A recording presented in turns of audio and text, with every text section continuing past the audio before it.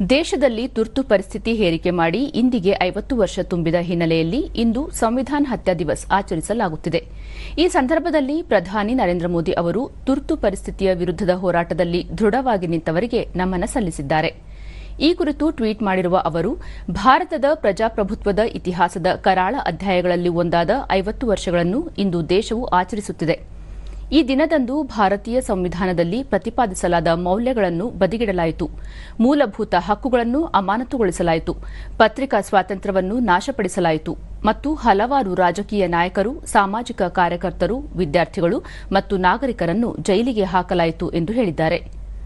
ತುರ್ತು ಪರಿಸ್ಥಿತಿಯ ಸಮಯದಲ್ಲಿ ಭಾರತದ ಪ್ರಜಾಪ್ರಭುತ್ವದ ರಚನೆಯನ್ನು ರಕ್ಷಿಸುವ ಮತ್ತು ಸ್ವಾತಂತ್ರ್ಯ ಹೋರಾಟಗಾರರು ತಮ್ಮ ಜೀವನವನ್ನು ಮುಡಿಪಾಗಿಟ್ಟ ಆದರ್ಶಗಳನ್ನು ಸಂರಕ್ಷಿಸುವ ಏಕೈಕ ಉದ್ದೇಶದಿಂದ ದೇಶಾದ್ಯಂತ ಜೀವನದ ಎಲ್ಲಾ ಸ್ತರಗಳ ವಿವಿಧ ಸಿದ್ಧಾಂತಗಳ ಜನರು ಪರಸ್ಪರ ನಿಕಟವಾಗಿ ಕೆಲಸ ಮಾಡಿದ್ದಾರೆ ಎಂದು ಪ್ರಧಾನಿ ಹೇಳಿದ್ದಾರೆ.